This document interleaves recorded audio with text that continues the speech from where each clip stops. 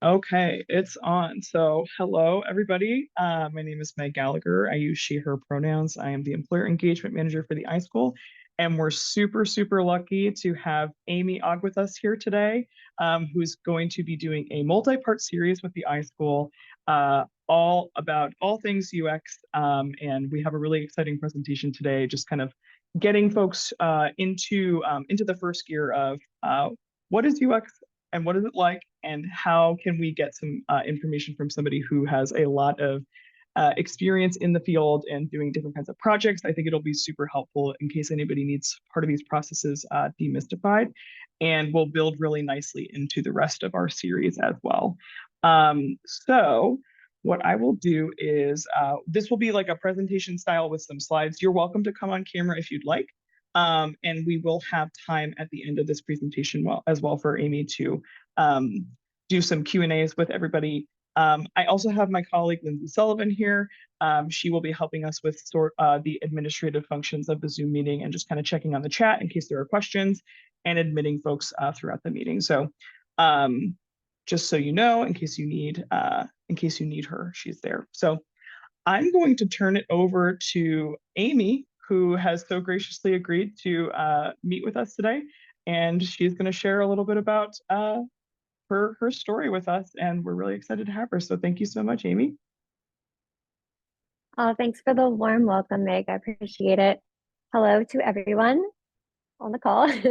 I'm super excited to have this opportunity to talk with everyone and share some of my experiences, hopefully answer some questions you might have, and just overall kind of make this introduction to get the series kicked off so you can know a bit about me, my background, what I do, and then plunge into the rest of the series. Very excited about it. I'll go ahead and start sharing my screen here.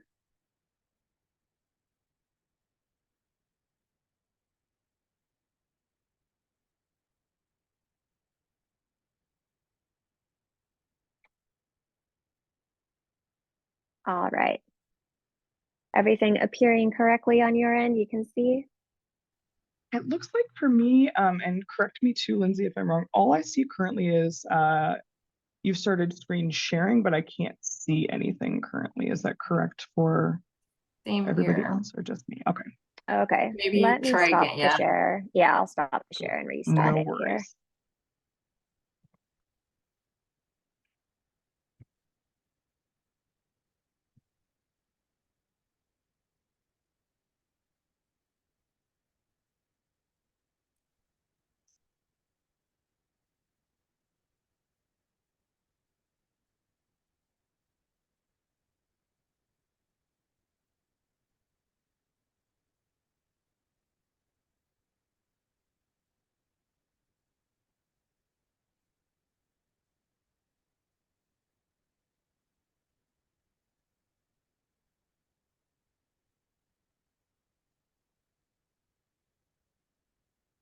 And for any of the folks just joining us, we are beginning our presentation. This will be recorded, and we are just working on getting our screen share set up. But in the meantime, just wanted to welcome you and thank you so much for coming. And we will get the presentation started very soon.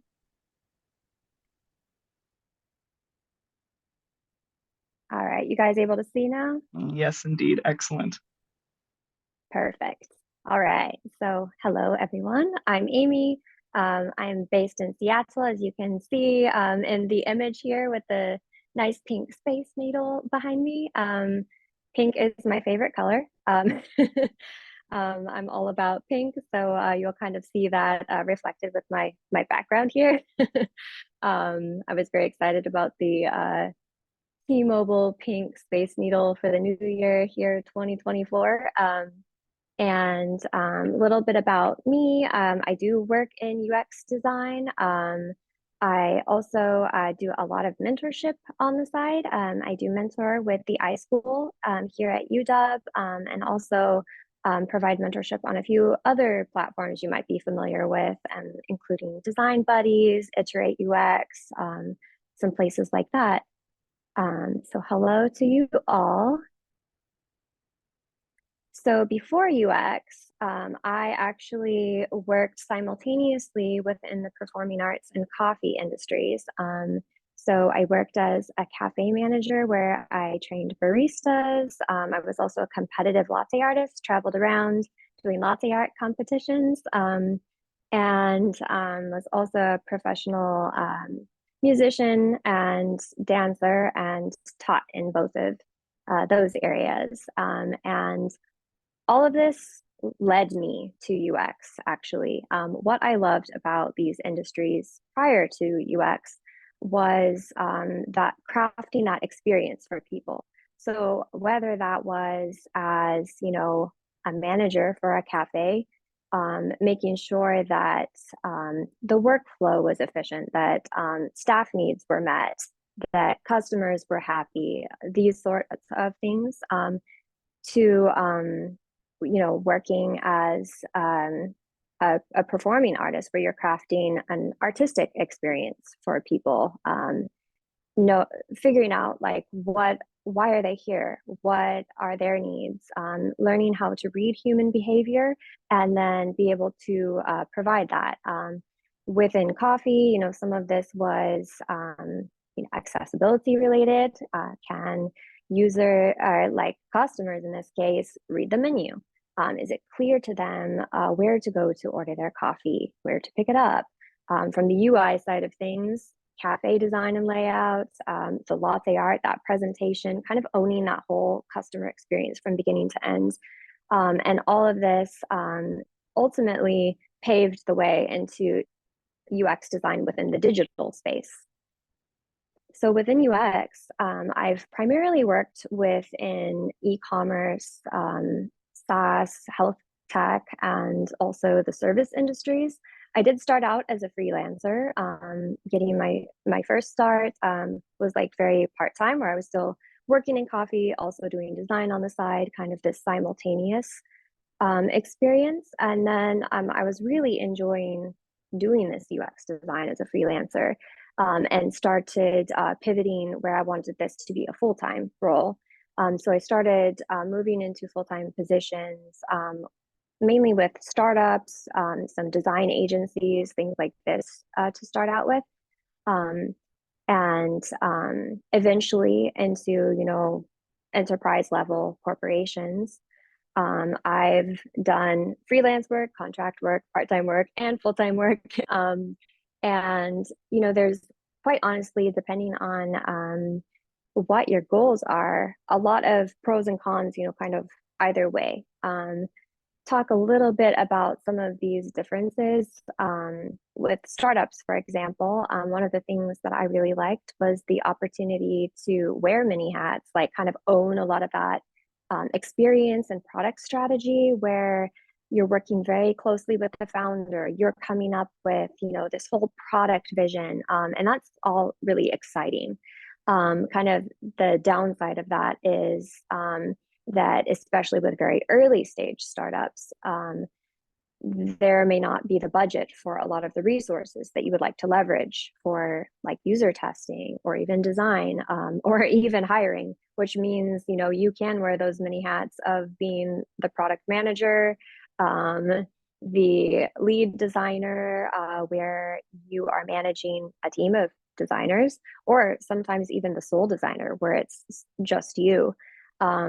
Sometimes even crossing over into marketing, where you're doing market research, graphic design, logos and branding, kind of a lot of these different roles that you might be doing as a UX designer within a startup, especially if they don't have the budget to have people within those roles. And then within agency environments, one thing that I really loved about working at a design agency was the variety of different companies and projects I would be working on simultaneously. Like the visuals and UI would be completely different. The clients were completely different. You could have something very, small scale, and it's very, branding related, creating a website for a business on one end. And then you can have something that is like literally for Microsoft, and the WCAG AA requirements are very high. The stakes are like everything has to be perfect. Um, and I really liked having that variety. The downside can be, balancing all those projects, just being very busy. And for me, it was a big growth of balancing, work-life balance. Because if you're passionate about what you do, that busyness can completely consume you. And it can be hard to, sometimes be in that position of needing to advocate for yourself and your own health. I do nonprofit work, actually, even currently. So I volunteer with Iterate UX, where initially I actually planned, developed, and launched their UX Design Challenge program. So that was back in 2022. They're now healthily going. If you guys are interested in participating in the design challenge, we have one coming up in March. And registrations just did open. And you can follow Iterate UX on all the socials, LinkedIn, Facebook, Discord, Instagram. It's everywhere. So cool opportunity there if you're interested. So I started that. And then after I got it launched and healthy and had a team built up in 2023, I actually moved into developing the mentorship program and platform for Iterate UX. So that's what I'm working on right now, which is very exciting.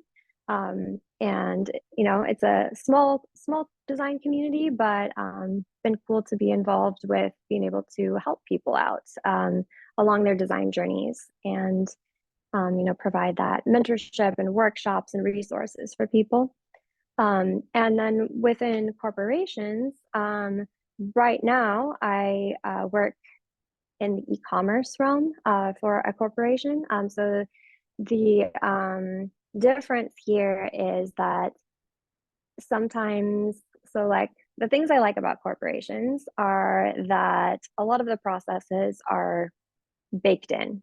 You don't have to do that, right? For if you're freelancing or something like this, you're having to do your own timesheets, your taxes, all this like extra work from the business end. From when you're working with corporations or on a W-2, this is all done for you. Another thing I really like about corporations is having a lot of that really big cross-team collaboration, because you can have huge teams that you need to talk with and collaborate with, from marketing to product to merchandising, to your execution team, the developers, your design team, of course, sometimes collaboration with other design teams. So I really enjoy that about working at a corporation. Some things that can be challenging within a corporation is moving the needle on innovation, because there's a lot of risk, a lot of just standards that have to be met, security things. So sometimes all the cool AI and tools and innovative things that you want to add to either your workflows or the processes, you can really come up with some big roadblocks in this area. And for me, that's like a frustration as well as a really fun challenge to see, like, where can we push the needle and what can we do? Or if we can't do something, what's a creative solution that can still get us what we want, help with these efficiencies and processes, while still being compliant with the security requirements of these larger companies. So those are some of the, like, in a very broad nutshell, pros and cons for some of this work. More flexibility in some areas, less in others. It's that like trade-off of different things, and it will just depend on who you are as a person, what you'll be most happy working at, what sort of variety you like, what kind of security you like, and yeah, also there's the team.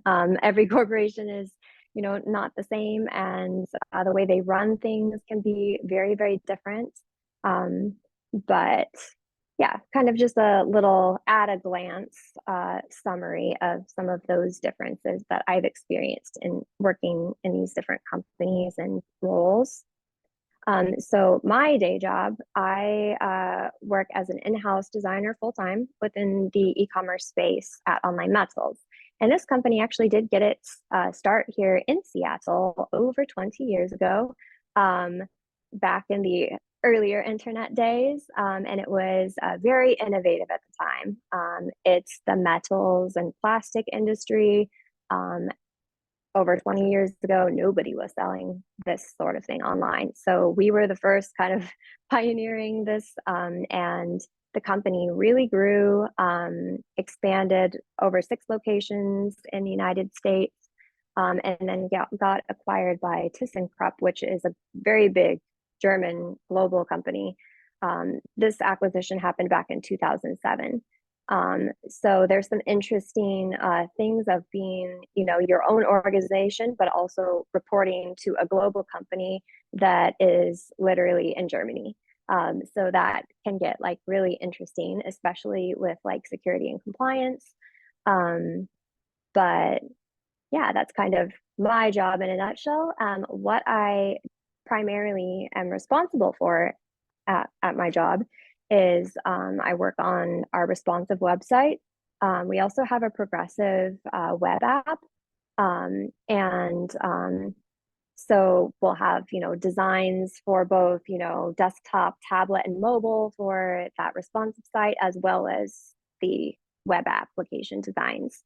I manage the design system and also have done side projects for like our third party marketplaces. And occasionally we'll have things like print work and stuff because we do have warehouses.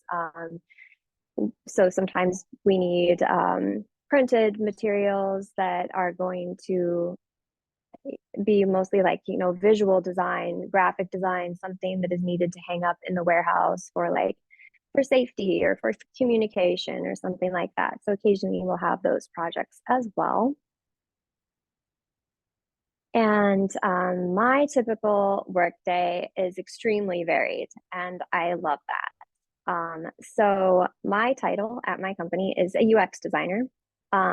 But I would say, like, if you ever do a search for like, well, what's the difference between a UX designer and a product designer and like what you actually do, what I actually do is a lot more aligned with being a product designer. And this is because, we work very closely with the business requirements, needs, and goals, as well as with our customer needs and goals.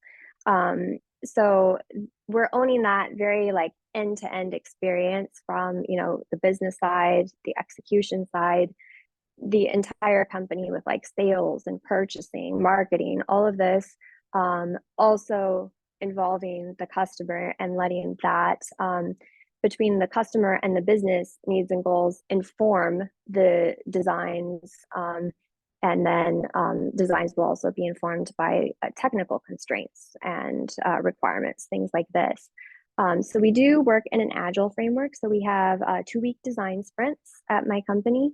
And primarily what I focus on is, that end-to-end design, which will be everything from like strategy, research, ideation, data synthesis and analysis, the actual, designing and prototyping work, coming up with those creative solutions, preparing things for handoff, delivering to the devs, working with our execution team while something is being developed, and then the user acceptance testing prior to a project being shipped live, and then also post it going live, testing again to make sure that all those designs are, meet what got developed is meeting with the designs and the user needs and goals, as well as those business needs and goals. So that's kind of my typical work day in a nutshell. What I do is all over the board depending on the day. So a lot of times I will have multiple projects that are running simultaneously and will be in different phases. So for one project, for example, I might be in the research phase where I'm conducting surveys, building a card sort, maybe even within like user testing at this point. Another project might actually be an ideation where I'm just brainstorming a lot of different concepts and design variations and possibilities that might be good solutions for the problems that we're trying to solve. Sometimes another project might actually be in like a presentation state where user testing is done. We have those final designs to present to the business and make sure that everything is validated and good to go from the business end as well, that we are in agreement before things go to our execution team. So I do a lot of mixed method research. This can be anything from qualitative to quantitative. So quantitative research, oftentimes this is where we want like a lot of data, a lot of insights. And that will be like surveys, for example, sometimes things like card sorts. I do like A/B testing, preference testing, things like that. We just are starting to add in embedded product surveys, which is really exciting. Secondary research, I'll do like heat maps analysis and click maps, things like this. A lot of market research, competitive analysis, seeing like what are our competitors doing and benchmarking, getting those ideas. And then qualitative research can be things like user testing, user interviews. This can be moderated or unmoderated. So recently at my company, we started with Sprig and having some unmoderated prototype tests that we can send out to customers. Prior to this, we only did either in person or, online, sort of like a Zoom meeting, user testing sessions or user interviews. And in these sessions, you're able to see the expressions from your customers. Like you can see when they're frowning or struggling with something. You see when they're pausing or their mouth's kind of moving, they're not sure where to go. So you're collecting all those like nuances with behavior.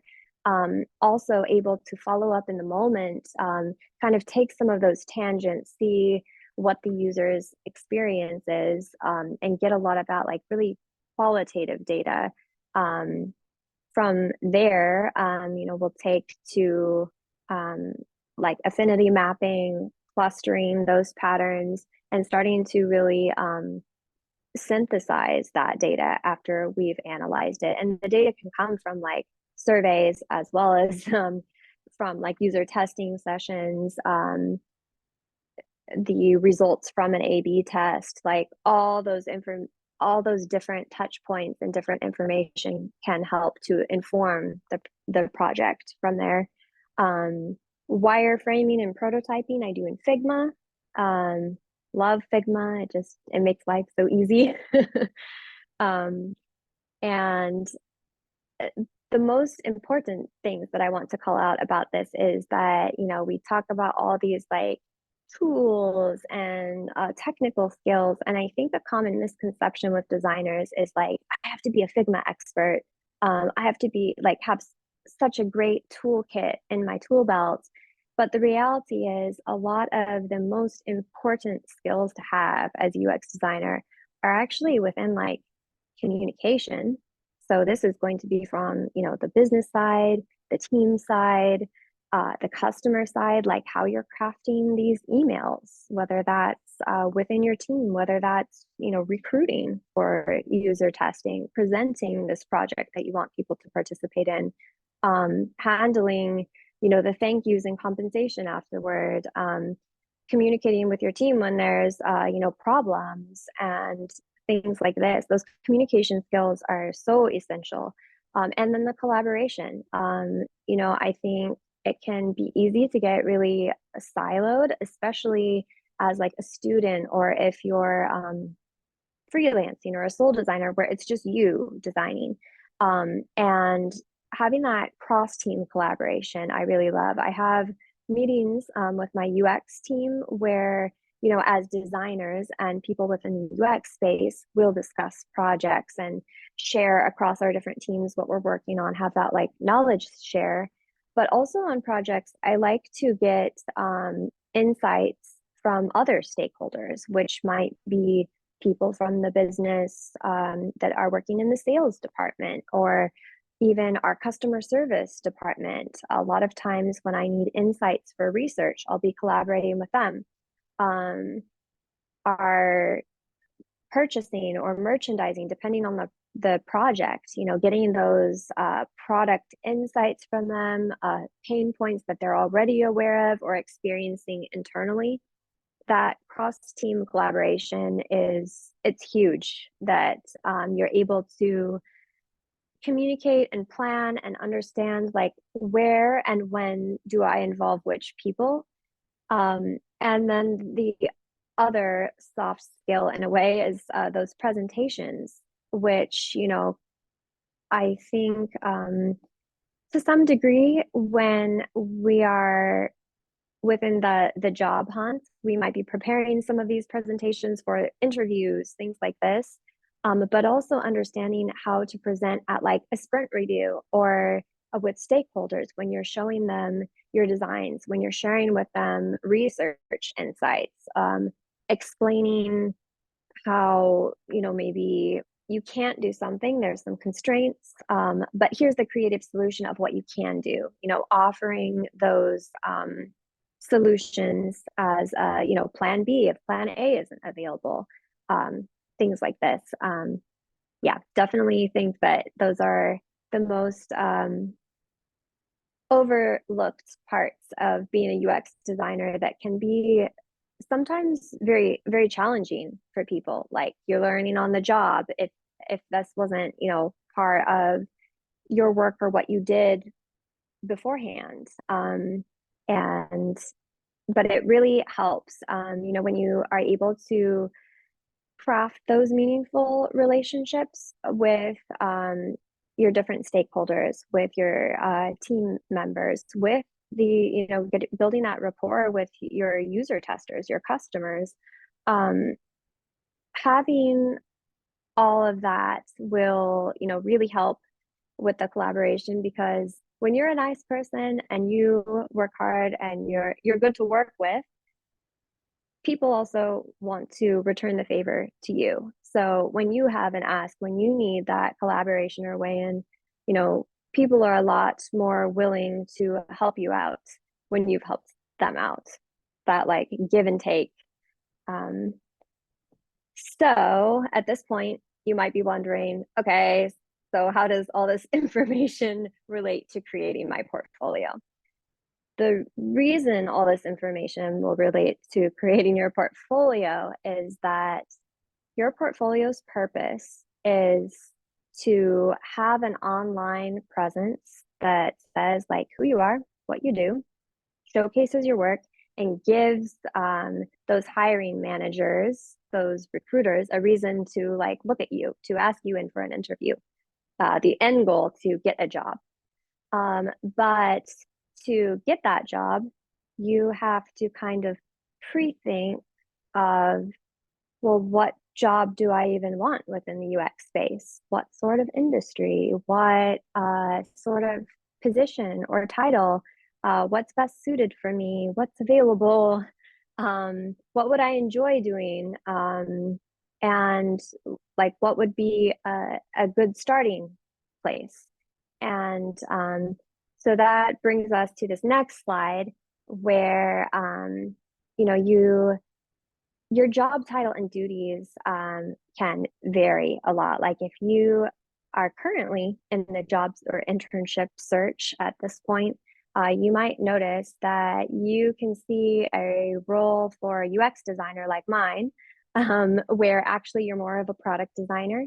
You can see sometimes roles that are advertised as a UX, UI designer, and then when you read the job description, you find out actually they're looking for like a full stack designer with coding abilities. So always read the job description to make sure that not just the title aligns with where you want to be working, what you want to be doing, but that those duties align as well with like your skill set, and also like what you want to be doing within that company. Like if you don't want to be a coder and don't want to be responsible for managing HTML and CSS, potentially even JavaScript, stuff like this, not applying for those roles. If you do, making sure that you're building that skill set and have that in your back pocket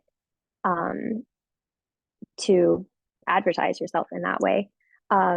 There are a lot of different design roles available out there in different titles. These are some of the really popular ones that you'll see. So UX designer, UI designer, product designer, visual designer, service designers and CX designers, the customer experience designer. Those are some newer roles that we're seeing emerging a lot more, which is really fascinating. And then, of course, we've got the UX/UI designer and web designer. And what I recommend with this is to do a deep dive, like do a Google search on like the difference between a product designer and a service designer, the difference between a UI designer and a visual designer, see what those actual definitions are, and then see within these job descriptions when they advertise a job with this title, what sort of duties, responsibilities, things like this are they expecting out of this role, and that will help you kind of figure out what interests you, what do you actually want to pursue, because this is absolutely essential for your portfolio. If you want a job as a product designer but your portfolio looks like you're a UI designer, then there's a disconnect, right? It's going to be very hard to get hired for a product designer role where a lot of times hiring managers are going to want you to be focused on those business needs, the customer needs, a lot of this cross-team collaboration, potentially having a lot of say in designing that specific product, owning that whole end-to-end experience. If your portfolio is pitched in such a way where you look like a graphic designer or visual designer, and your case studies aren't highlighting much about how you designed for like business and customer needs and goals, and it's just a bunch of pretty UI, people might not feel that you're a good match for this role. And the inverse is true. If you're going for a very visual design job, or a lot of that like visual and UI will be a big part of that job, but your background is very much within like research, maybe even UX research, but you don't have very polished UI designs, that's going to make it difficult to get hired then as a UI or visual designer. So identifying the job that you want to have and that job that you feel that your skill sets and your interests, your passions are all aligned to, that's going to help to inform how to set up your portfolio to put you in that best position in order to get that job. So we'll go ahead to this next slide, which is getting started on your portfolio. So my recommendations are to make a list of your strengths and cross-transferable skills and kind of ask yourself, what is my superpower? I think a great way to start this, like some people might right away know, my superpower is that I excel at auto layout, or my superpower is that like I have a huge background in research, and that all comes to serve me very well as someone within the UX design field. Or maybe you have a background within graphic design, or you were a developer prior. All that is going to kind of be a way to set you apart. Identifying who you are and what you do, how you want to brand yourself, like what in fact does make you unique and stand out from everyone. Right now, we all know the market is incredibly competitive. It's insane right now. So it's absolutely essential that you're able to be unique and stand out to get a chance, especially if you don't have as many connections or know someone, or you're not a famous designer. Like getting that chance from the first place can it can help you a lot if your portfolio is popping in this way. I think branding can often be really underrated. Um, I like to tell people, like, think about what color represents you, or what themes, topics resonate with you. Like part of that whole, like, who am I? Maybe asking friends, like, what do you think my superpowers are? Or how would you describe me? That can help you see things from that outside perspective, rather than just how you personally see yourself. And sometimes can help inspire, like, are do you like really abstract geometric shapes, and you come from a graphic design background and like loud colors? Maybe your portfolio kind of tells your personality in this way. Maybe you're very minimalist and clean, and this like really aligns with your design philosophy for simplicity. Then possibly the way you brand your portfolio will echo that. Again, consider that design role that you want to have. What would be that dream job? And then what suits you now? What might be your realistic job? I think it's a great idea to have like different resumes for this job search, that can be targeted for those different roles that you're looking for. Your portfolio can also be built to target that. So say you are interested in UX research roles, as well as visual design roles. Like they're very different. You can still bake into your portfolio ways to navigate to, like, if someone is coming to your portfolio and wants to see just your UX research or just your visual design skills, the way that you build that navigation will really help with that. But I think, sometimes people can make the mistake of like, I just want my dream job. My dream job is to like work at Facebook, work at Google, or something like this. Some people, this works out really well for them. For other people, your percentage it's a crazy competitive market. So it's also nice to have like, well, what's that realistic job, or what might be a good entry point? Right now, what are my skills? And is that something that like Facebook or Google, like, is it up to their standards yet? Maybe it's not. Maybe it is. There's no reason your realistic job can't also be your dream job. They can. But it's a good thing to spend some time just kind of considering this and letting that inform how you want to create your portfolio. Spend some time thinking about what industry you want to work in and why. So I work in e-commerce. I do love e-commerce because there's so many interesting cases for UX within e-commerce. You get the B2C and the B2B experiences, marketplaces, dashboards, sign-ins, chatbots, there's navigation, design systems. There's like so many interesting different teams and projects that you can work on within e-commerce that keeps things really interesting. and I like that. I've also, worked in SaaS and health tech, and those are super fun too. Like every industry is so different. When I worked within SaaS, a lot of things were, UI design related, a lot of visuals, dashboard design, how these different metrics are being presented in a visual way to customers, a lot of tables, graphs, charts, things like that that can be like really technical. And I really enjoyed that. Um, Sometimes it's fun to work on something that you're personally invested in. Like maybe you are someone who is really passionate about creating more accessibility within GovTech. Like we all know how it is to. It's tax time, and preparing your taxes.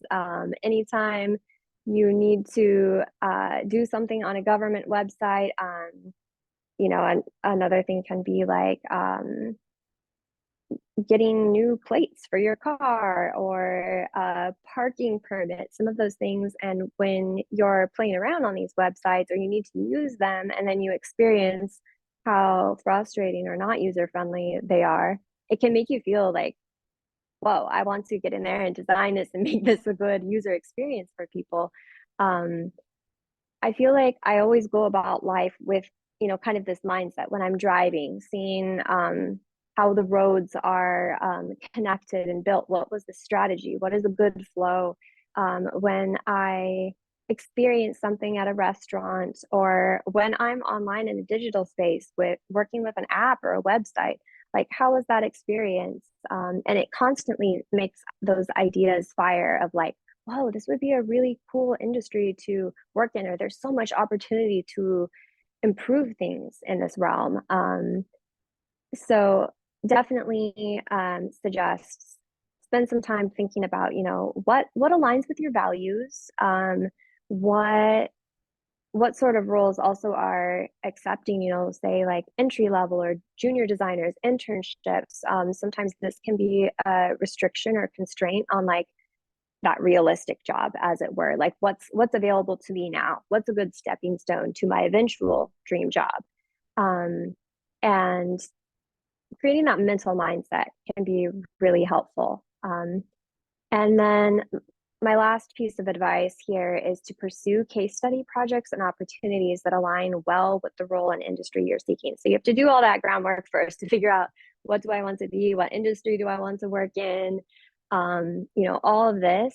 And then the content that you're going to put into your case studies, the sort of projects that you want to pitch. If you have only worked on e-commerce and it's a bunch of shopping carts and checkout and landing pages and things like this, but you actually want to work within, say, SaaS,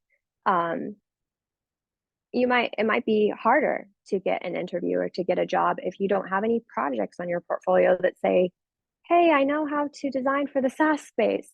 So you can create these projects, as student projects. You can also get involved externally. Always recommend design challenges, hackathons, designathons. A lot of these opportunities that will allow you to work collaboratively with a group, sometimes other designers and a PM, sometimes even developers will be involved, like in a hackathon. That can allow you to really work collaboratively rather as a solo designer, and potentially even, get accolades. You can win some of these competitions, which looks really good on a resume, or, to call out even on your portfolio. But heavily, heavily recommend like really putting in that thought about like before you create that portfolio, like who am I? What do I do? Where do I want to be? What is my dream job? What's my realistic job? What are my superpowers? What industry do I want to work for? And then making sure that once you have the answers to all of that, that you're working on projects to put on your portfolio. that are going to serve you well, and really call out, you know, your skill set, the fact that you know how to design for the space that you want to work in, your personality, your approach to design and life, um, all of this. So that's your homework, for getting started on your portfolio. My last piece of advice is, um, UX the process. And I think this is the most underrated, thing about creating a portfolio is to UX the process. Like, we are UX designers for our daily life, our process, what we are doing within this space. We always start with like identifying the user. That's, step one. Well, who's the user for your portfolio, right? Hiring managers, recruiters, potential, bosses, whoever on that hiring team. Maybe it's the VP of design, the head of design. Like, who's going to potentially look at that portfolio within the hiring process, um, and the interview stage versus within the recruitment stage.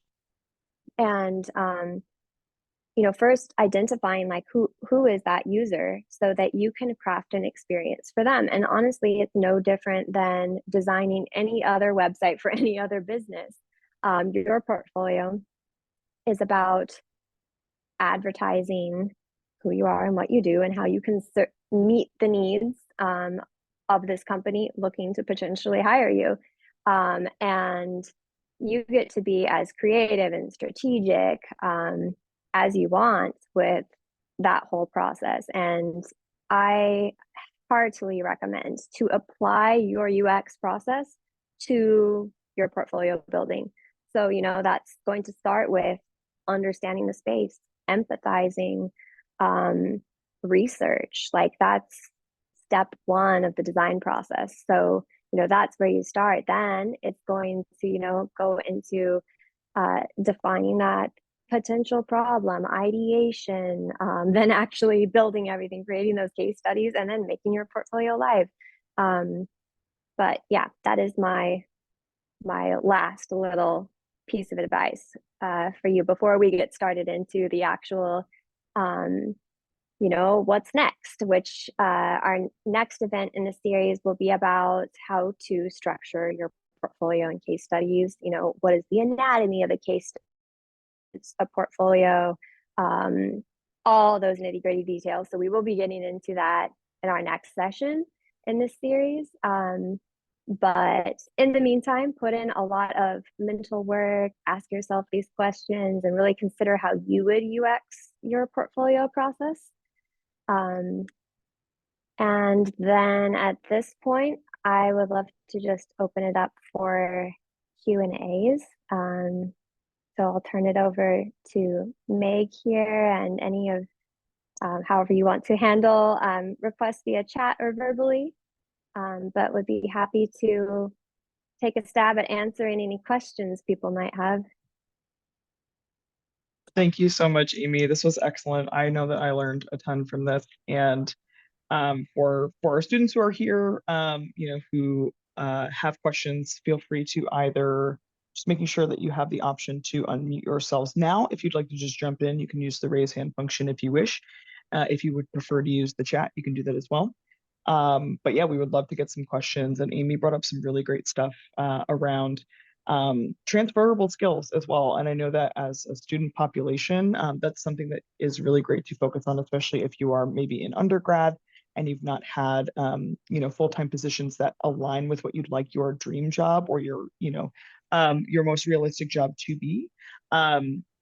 She gave some really great information about how to make those transferable skills shine in your portfolio and in your resume in general. So anyway, I'll stop talking. If you have questions, feel free to raise your hand in the chat or on Zoom, or type in the chat.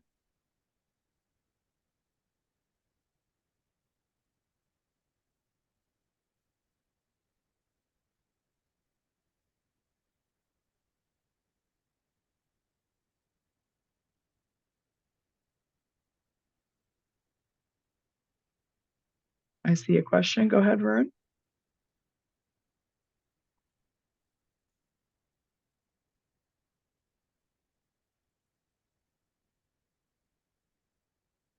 Oh, I think I was speaking on mute. Sorry. Am I audible right now?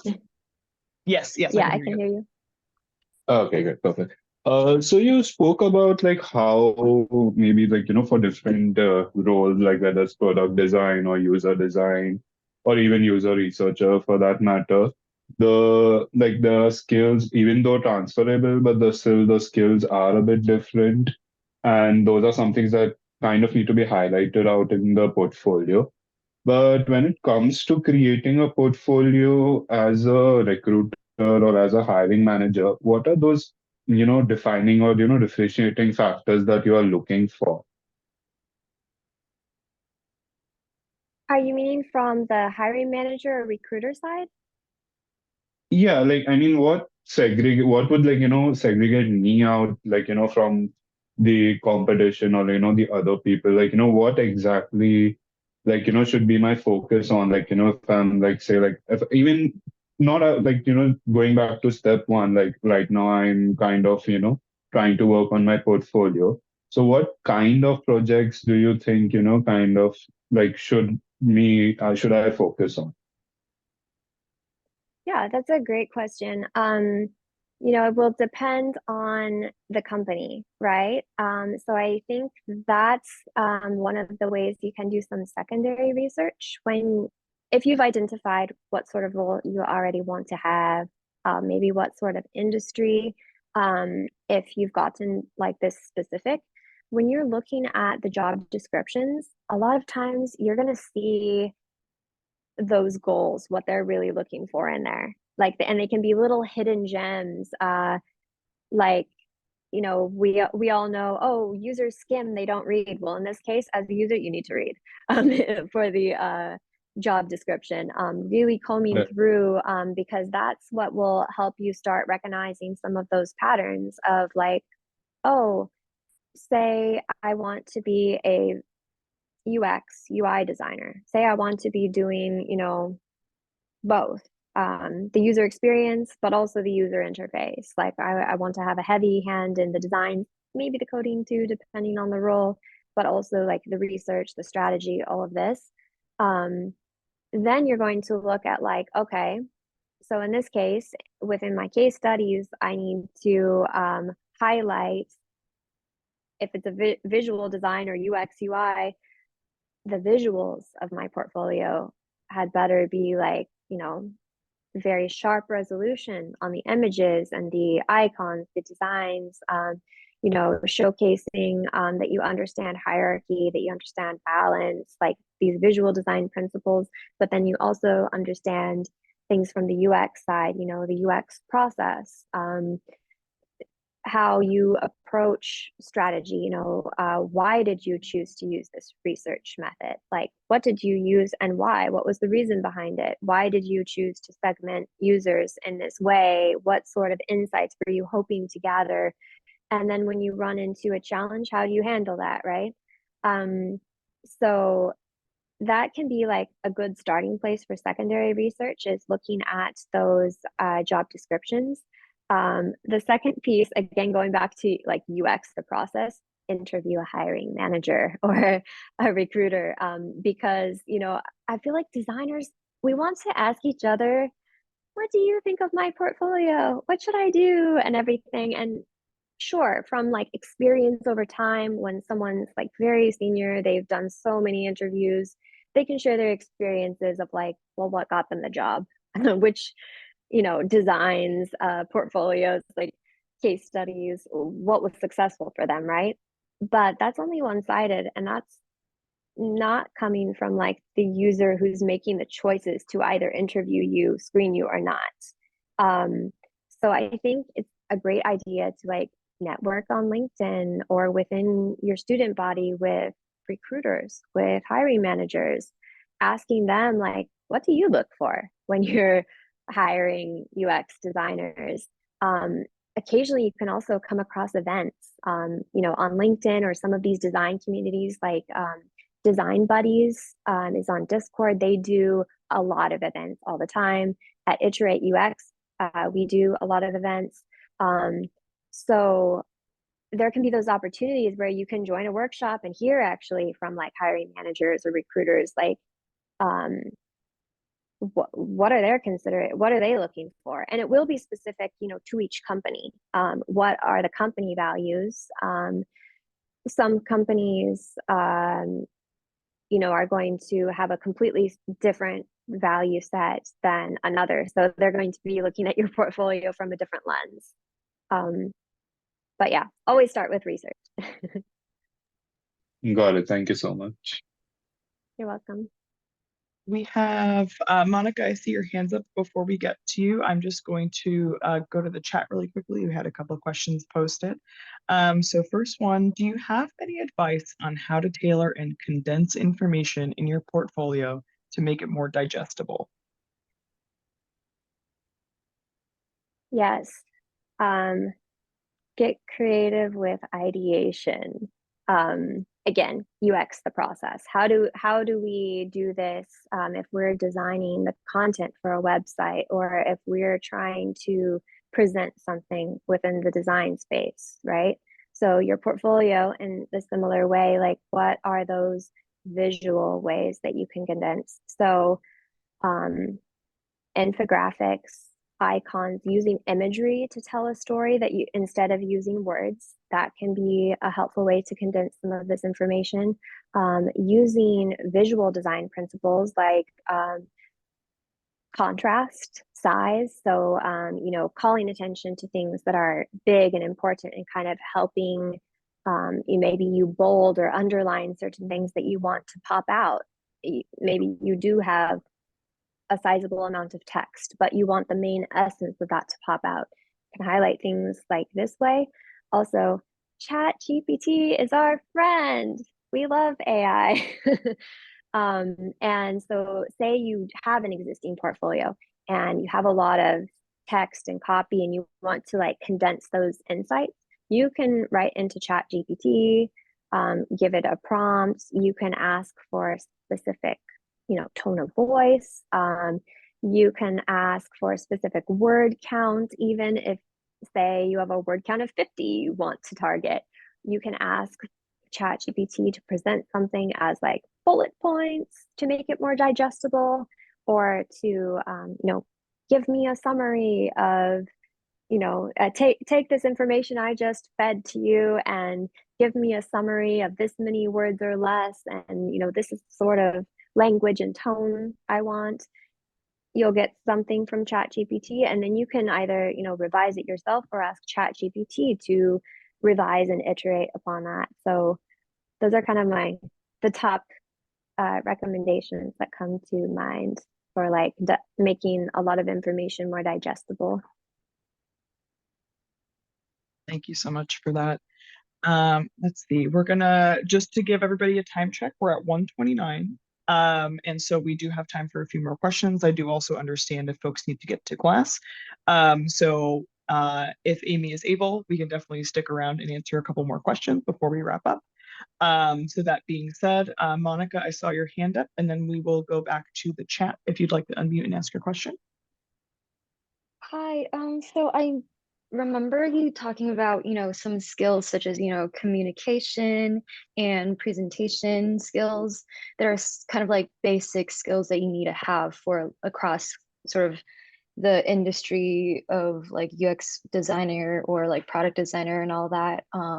So my question would be, what are some other, basic skills that you would suggest for us to solidify?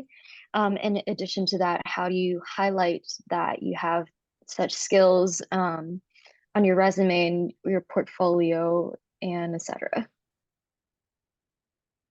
Ooh, that's a hard one. Additional skills. I mean, definitely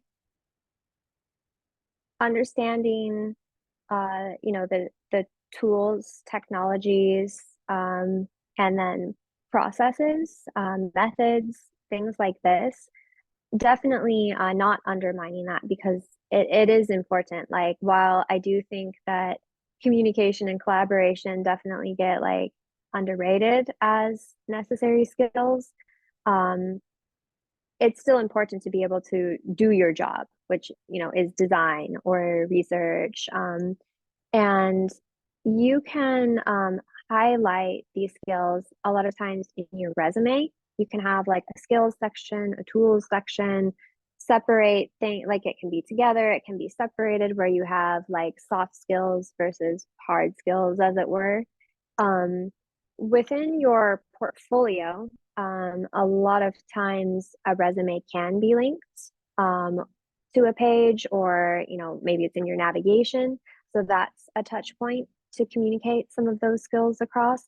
And it'll also come out within your about section and within your case studies themselves and speak for themselves. In that way, like when a hiring manager is going through a case study, they will have that preset idea of like, I know that I'm hiring for a position focused on design systems, so I want to see that you have a case study focused on design systems, and what is that approach. I want to see your process with that. And so you are communicating those skills across that way. And written communication is another subset of that verbal communication that we'll do so much in the day to day. We'll still have the emails, or in this case the portfolio, where via written communication you are explaining like, what is your process, what did you use, and how you choose to explain that. Are you telling, integrating that into your storytelling along the way? Are you just opening up with kind of a snapshot preview of like, this was my timeline, this is my the toolbox, the sort of tools that I use, these were the deliverables for this specific project. But those can all be ways to highlight and communicate those skills across. Did that answer your question? Yes, that's perfect. Thank you so much. You're welcome. We've got a couple more questions in the chat. Amy, how are you on time? Just to see how many questions we'd like to get to that are left. Yeah, thanks for checking. I am good on time. Okay, excellent. So here's Michelle asked two questions, and we can maybe just we don't have to combine them into one, but the first question was, how can one show UX design impact or numbers on school projects? What would be a good number of projects to include in the portfolio? Another good question. You guys have good questions. Okay, so a good number of projects to include on a portfolio is at least 3.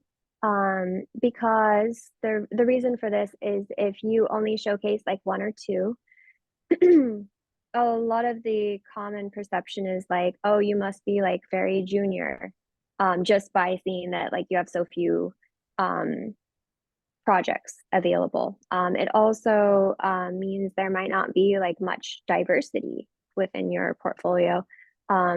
So having at least 3 or 4 is a nice target, because you can hit, every project will be a little bit different. So you can hit different considerations, different problems that you're solving for, potentially even different spaces. Like if you are interested in, being a product designer for 2 different industries, or maybe you specialize in, say, design systems. Maybe you have, 2 design system projects and then 2 UX projects. I just totally lost my train of thought. Meg, could you repeat the question? I like went on a tangent there. No worries. Yeah, the question, how can one show UX design impact / numbers on a school project? What would be a good number of projects to include in the portfolio? Yeah, so answer the part about the number of projects to include, but then in terms of like metrics and numbers, so this is a very real struggle, is like when you do a school project that might be like theoretical, or we call them like passion or personal projects. How do you make it as like realistic as possible, right? To like show metrics and numbers, how would you actually evaluate it?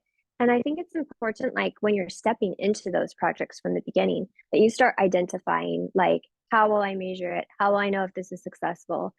How will I showcase some of these numbers and metrics so that this looks like, even if it is a student project, I still understand what UX is, right? So some of these ways is including metrics along within the case study itself. Excuse me. Which can be like, say you do a survey or user testing. Make sure to mention like how many users did you reach out to? Once you synthesize, like analyze and synthesize those insights, what those takeaways were, how you segmented these users, chose to recruit them, what platforms you used to recruit them. And sometimes it's not always ideal, right? Especially if we're doing a student project, maybe we're under like a really tight timeline because we have midterms. And so maybe we don't get as many people to participate in the survey or in the user testing as we wanted. Still acknowledging that of like, maybe in your takeaways or your next steps that that you need like more quantitative insights, or that more research and digging is needed to really complete this project. Hiring managers also want to know that like you understand those timelines, budget, constraint, like what do you do when something isn't ideal? Because that's part of the day-to-day work. And I think, many times you'll look at student portfolios and see that there are a bunch of like success stories where everything goes according to plan and you had a process and it's great. And the reality is like that's not what always happens. The business can change their mind on things, deprioritize things, reprioritize things.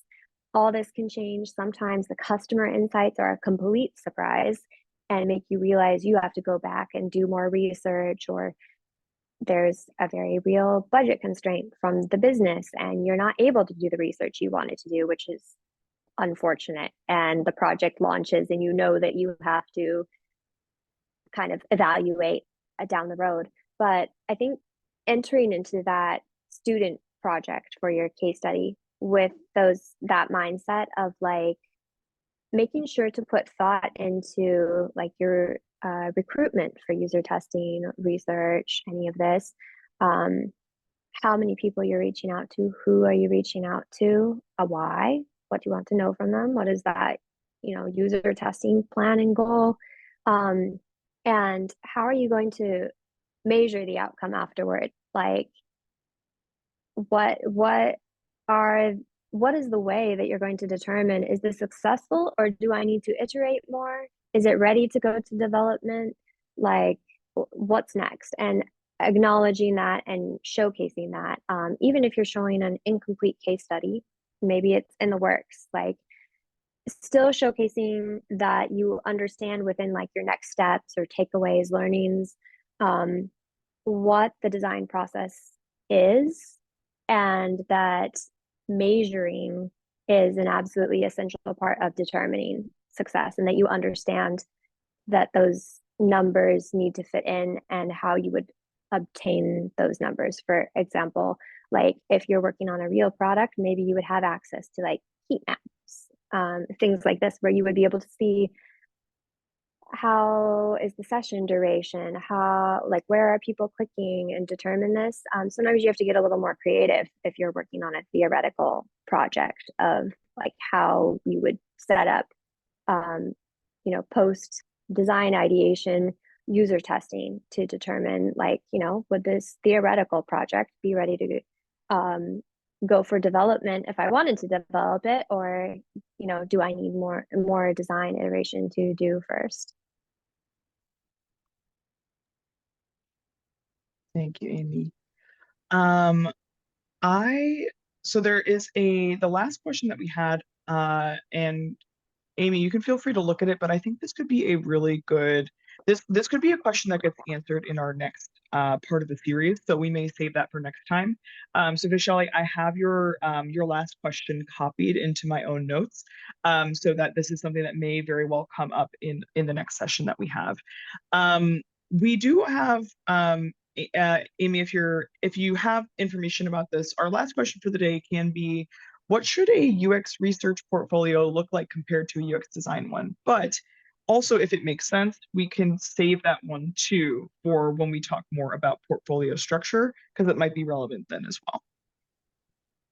Yeah, yeah, I think it will fit better into the portfolio structure section, but to give you a bit of actionable suggestions for now, I think the best way to approach this is to do some research, dig into LinkedIn and see what UX researchers are you connected with, or are other people connected with? Follow them, connect with them, whatever. But also look at their profiles, and if they have a link to their portfolio, take a look at it to see what it is, especially if they are working in the UX research space. That means they've successfully gone through the hiring process, gotten a job, and they're working there. So they didn't get that without a portfolio. Being able to see their portfolio will give you some ideas of how a successful UX researcher portfolio might look like, and how much they can vary from each other. Another good approach is to do a Google search, and something like best UX research portfolio sites, something like this. You'll have to do a bit of your own digging just to make sure, it's not just anybody's sites. Make sure you're looking up who that person is and stuff like this. But it's a great starting place for kind of getting your UX research benchmarking down. Again, always, always, always UX the process. Always coming back to that, as a UX designer, what would my first step be, which is going to be that research and understanding. So I would recommend that for now, and then we can definitely talk about it more in our next session. Awesome. That's super helpful. Thank you everybody for your questions, and a huge thank you to Amy for coming and talking with us in this first part of our series.